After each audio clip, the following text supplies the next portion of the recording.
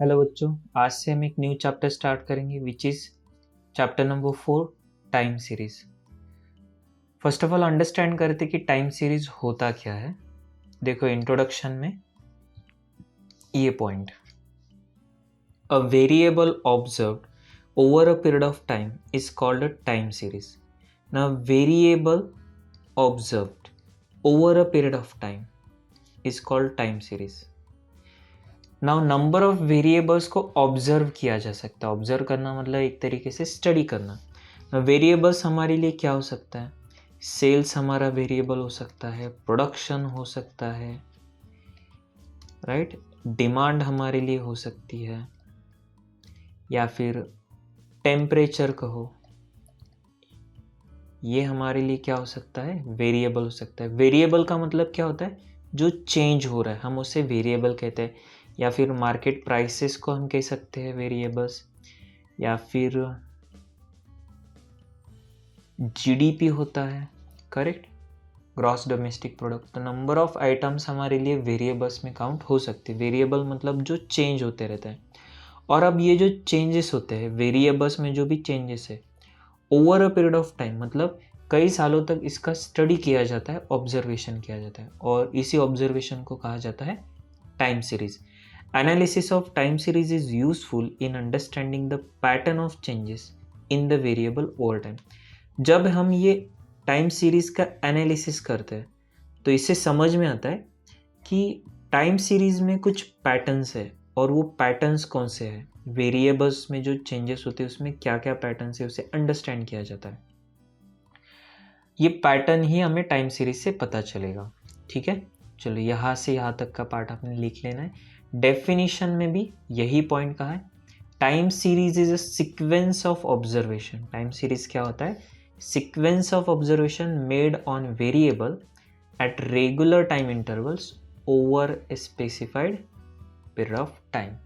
तो हम over a period of specified period of time किसी वेरिएबल्स के ऊपर जो स्टडी करते हैं, जो सिक्वेंशियल ऑब्जर्वेशन करते हैं, उसी को कहा जाता है टाइम सीरीज।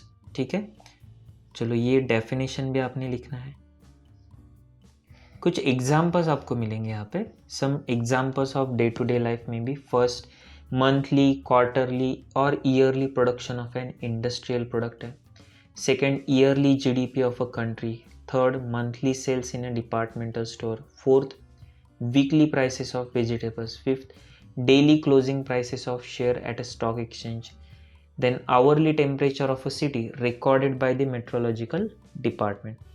तो ये जो वेरिएबल्स है, अलग अलग वेरिएबल्स का जो स्टडी किया जाता है, ऑब्जर्वेशन किया जाता है, स्टैटिस्टिकल ऑब्जर्वेशन, इसी को हम कहते हैं time series. Now time series के 4 इंपॉर्टेंट कंपोनेंट्स है। ओके, 4 कंपोनेंट्स है।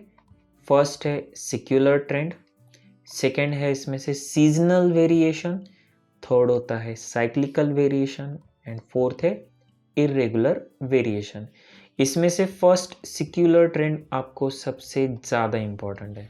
Okay, exam point of view से सिक्युलर ट्रेंड आपको सबसे ज़्यादा इंपॉर्टेंट है। चलो, तो secular trend, seasonal variation, cyclical variation, irregular variation, ये चारों को कहा जाता है components of time series. Now मैंने आपको बताया कि सिक्युलर ट्रेंड इम्पॉर्टेंट है क्योंकि आपको मेजरमेंट ऑफ सिक्युलर ट्रेंड ही आपके सिलेबस में है। तो सिक्युलर ट्रेंड को हम कैसे फाइंड आउट कर सकते हैं? तो इसके 3 तरीके हैं। फर्स्ट, ग्राफिकल मेथड, जो हम आज स्टार्ट करेंगे। सेकेंड होती है method of moving averages, and third है इसमें method of least square. Okay, so there are 4 components, and out of इस सिक्युलर ट्रेंड को मेजर करने के 3 तरीके हैं, graphical method, method of moving averages, and method of least square. चलो, तो वीडियो पॉज करके आपने कंपोनेंट ऑफ टाइम सीरीज, ये 4 पॉइंट्स, और उसके बाद मेजरमेंट ऑफ सिक्युलर ट्रेंड 1 2 3 इसे लिख लेना है। इस चैप्टर में बहुत सी थ्योरी प्रोवाइड की है। ये थ्योरी हम एट द एंड तो पढ़ने ही वाले हैं। ओके, अभी हम सिर्फ क्या करते हैं, जो इम्पॉर्टेंट है, जो हमें इमीडिएटली पढ़ना है, बस उसके बारे में स्टडी करते हैं, that is secular trend. Now secular trend is the long term pattern of a time series. अगर हम लॉन्ग टर्म डेटा या फिर लॉन्ग टर्म टाइम सीरीज के बारे में स्टडी करेंगे जिससे हमें लॉन्ग टर्म पैटर्न समझ में आता है, उसे कहा जाता है सिक्युलर ट्रेंड। तो secular trend long term time series से रिलेटेड होता है। Now the secular trend can be positive or it can be negative depending on whether the time series exhibit an increasing long term pattern or decreasing long term pattern. अब ये जो long term pattern है वो अगर increasing है तो हम उसे इंक्रीजिंग ट्रेंड कह सकते हैं, डिक्रीजिंग लॉन्ग टर्म पैटर्न है तो उसे डिक्रीजिंग ट्रेंड कहा जाएगा। ठीक है, चलो करंटली इतनी इन्फॉर्मेशन काफ़ी है। आगे हम देख सकते हैं कि कुछ चार्ट में इन्फॉर्मेशन दी है। देखो जैसे ईयर वाइज इन्फॉर्मेशन है 2011, 12, 13, 14, 15, 16, 17 एंड 18। आप देख सकते हो कि काफ़ी लंबे समय का यहाँ पे स्टडी प्रोवाइड किया है। हर साल कितना सेल हो रहा है ये भी दिया है। अगर हम ये इन्फॉर्मेशन ग्राफिकली प्लॉट करते हैं एक्स एक्सिस पर ईयर और वाई एक्सिस पे सेल्स, तो हमारा चार्ट कुछ इस तरीके से बनेगा। ठीक है, ये शो कर रहा है इंक्रीजिंग ट्रेंड। ये क्या है? Increasing trend. और आगे एक और हमें दिया है प्रोडक्शन से रिलेटेड दिया है, ईयर 2001 से लेकर 8 तक प्रोडक्शन किया है। चलो अगर ये वैल्यूज हम ग्राफ के ऊपर प्लॉट करेंगे तो यहाँ पे डिक्रीजिंग ट्रेंड, ओवरऑल ट्रेंड क्या है? डिक्रीजिंग ट्रेंड हमें दिखाई दे रहा है। ठीक है, आप इसे डाउनवर्ड ट्रेंड भी कह सकते हो और यहाँ पे अपवर्ड ट्रेंड भी कहा जाता है। चलो तो ये हमारा सिक्युलर ट्रेंड हो गया। सिक्युलर ट्रेंड में हमें क्या पता चलता है कि लॉन्ग रेंज में अपवर्ड ट्रेंड है या डाउनवर्ड ट्रेंड है। शॉर्ट रेंज के बारे में बात नहीं हो रही है, लॉन्ग टर्म के बारे में स्टडी किया जाता है।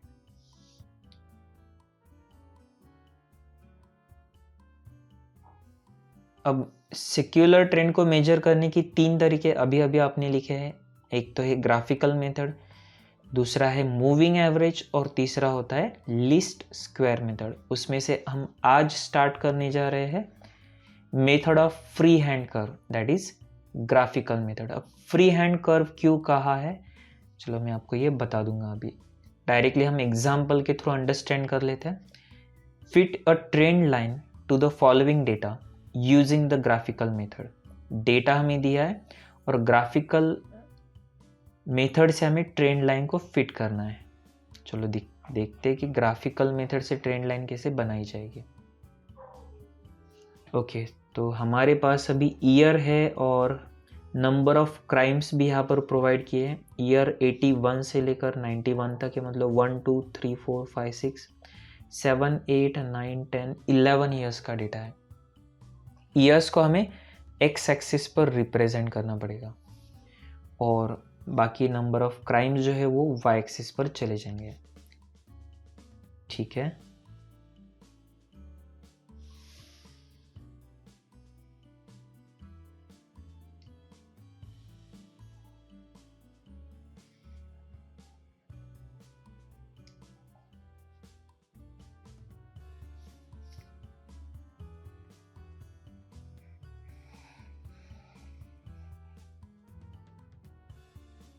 ये रहेगा हमारा एक्स एक्सिस।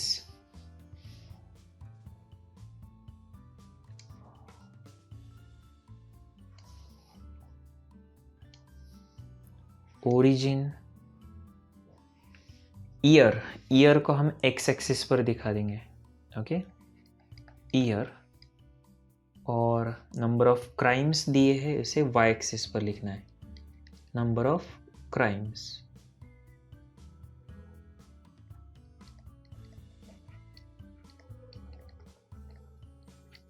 ये वाई एक्सिस पर आ गया।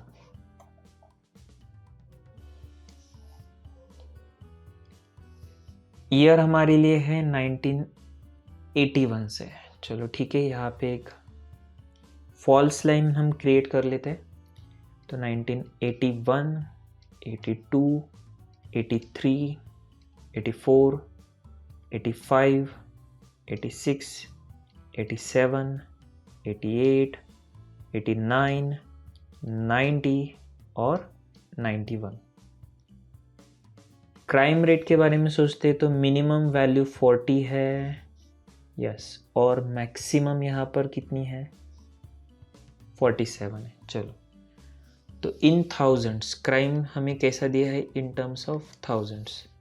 तो मिनिमम वैल्यू अगेन यहाँ पे एक फॉल्स लाइन बना देंगे, डायरेक्टली हम स्टार्ट कर देंगे 40 से। तो 40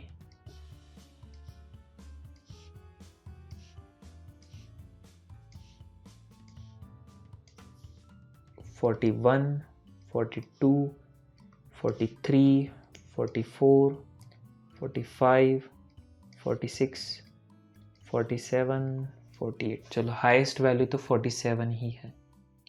अब सिंपली ग्राफ के ऊपर प्लॉट करना। 1981 के लिए 40 कहा है, तो 1981 के लिए 40 ये पॉइंट हो गया। 82 के लिए 42, देन 43 42, नेक्स्ट 43 आ गया यहाँ पे, 42 44 44 ओके, 42 ये रहा, देन 44 44, नेक्स्ट 43 46 47 43 हो गया।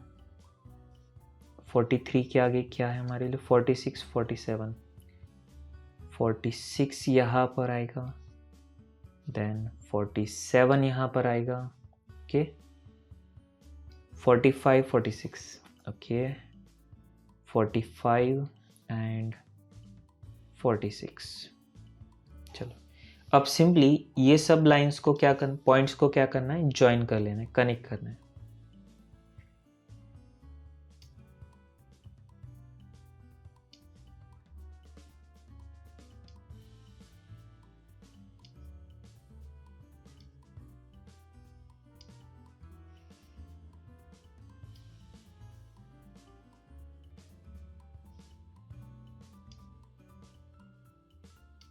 ठीक है, ये हमारा सर्कुलर कर्व हो गया। और अभी हमें क्या करना है, ट्रेंड लाइन निकालना है। ओके, हमें क्वेश्चन में क्या कहा है, देखो फिट अ ट्रेंड लाइन। अब ट्रेंड लाइन कैसे निकालना है, तो ये जो पूरा ग्राफ है इसमें से आपको रफ हैंड रफ हैंड मतलब एक सिंपल स्केल यूज़ करना चाहते हो तो कर सकते हो, विदाउट स्केल भी आप ड्रॉ करते हो तो भी चलेगा। और देखो कैसे करना है, डॉटेड लाइन निकालना है ऐसी। अब ये डॉटेड लाइन कैसी होनी चाहिए, तो ऐसा कोई रूल नहीं है कि डॉटेड लाइन यहाँ पर ही होना चाहिए, यहाँ पे होना चाहिए, ऐसा कुछ फिक्स नहीं है। आप कैसी भी डॉटेड लाइन निकाल सकते हो, सिर्फ क्या करना है, थोड़ा सा प्रॉपरली इसे ड्रॉ करना है। मतलब ऐसी लाइन निकालो कि जो अच्छे से ये ग्राफ को रिप्रेजेंट करेगी। तो इसके लिए कोई फिक्स रूल नहीं है, आप कैसी भी डॉटेड लाइन निकालोगे थोड़ा सा ऊपर नीचे चलेगा, इसमें सही और गलत कुछ नहीं होता है। एक्चुअली ये इसी का ड्रॉबैक भी है, क्योंकि इसकी कोई परफेक्ट लाइन है ही नहीं। ये जो डॉटेड लाइन है ये ट्रेंड लाइन, इसे हम क्या कहते हैं, ट्रेंड लाइन कहते हैं।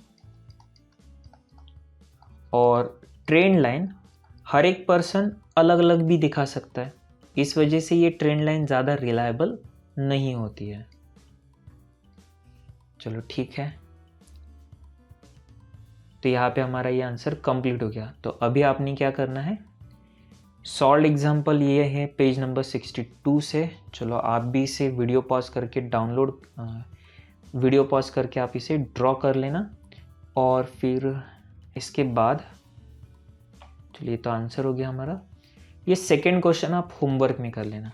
चलो वीडियो पॉज करने की भी ज़रूरत नहीं है, आप इमीडिएटली अभी ये वीडियो क्लोज करके क्वेश्चन नंबर 1 और ये सॉल्व एग्जाम्पल नंबर 2 दोनों कर सकते हो।